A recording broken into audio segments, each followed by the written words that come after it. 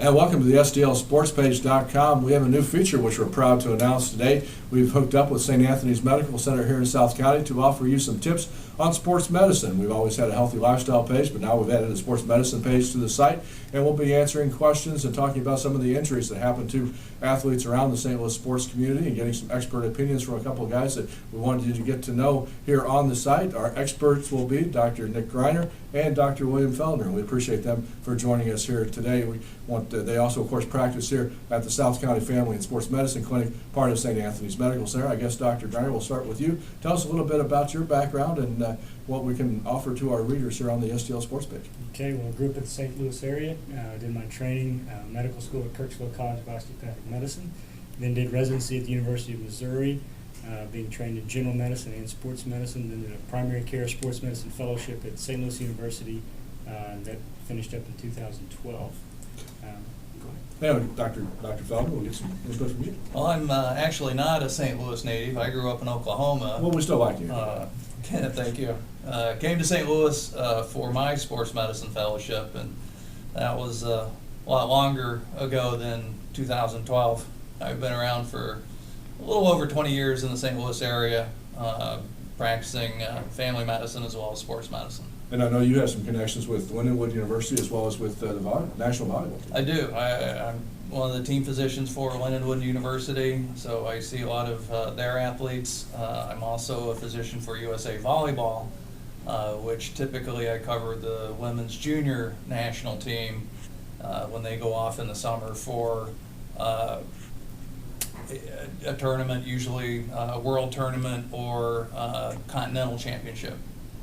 And I guess what we can offer to our readers here on this page will not only be, as I say, when somebody has a Tommy John surgery, which we know is probably going to happen, or something like a torn ACL, or even some concussion issues have come up a lot in the sports world. We're going to be able to turn to you guys and get some opinions on that.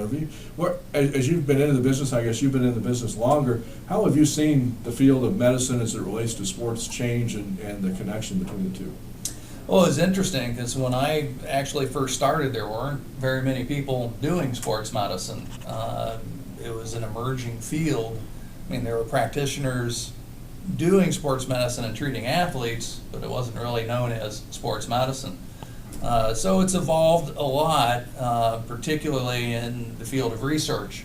It's always been kind of a laboratory on the field. You try what you think is best and hope for the best.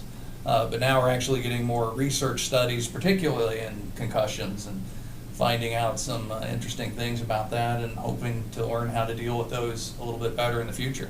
And it especially applies not even to professional athletes, but I know also that's a big concern among youth sports and high school sports, football, hockey, all the other, even non-contact sports that you think of.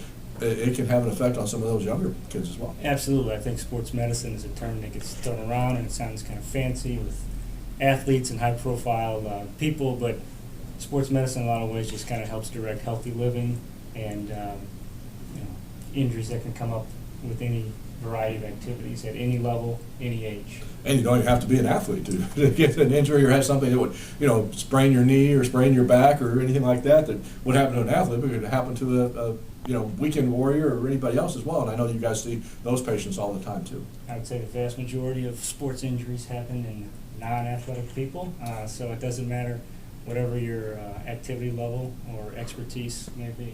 So I guess the thing we want to encourage people is to check out the site, check out that page, the STL Sports Page, specific page dealing with sports medicine. We'll be getting tips from you guys as well as the other people at St. Anthony's Medical Center and be contributing to that as well. And I guess the one thing is we don't want somebody to be turned off by the phrase sports medicine, because just even if they have a sore elbow or something, if they didn't do anything athletically, some of the same treatment and principles do apply. Oh, absolutely. I say most people associate an athlete with somebody wearing a uniform.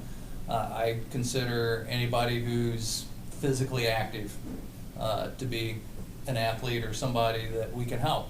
So they don't have to play on a team. Maybe it's just gardening or yard work that we need to help them get through, or some type of hobby. So I simply state, sports medicine is progressive medicine for daily performance. So whatever it is you want to do.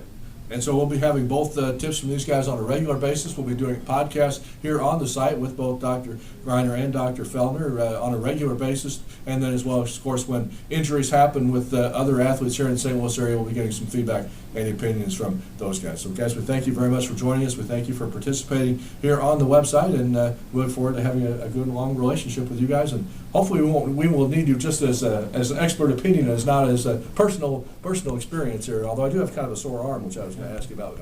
That's it. Thank you for, again, checking us out, and be sure to check us out regularly for our sports medicine tips with Dr. William Feldner and Dr. Nick Greiner here on STLSportspage.com.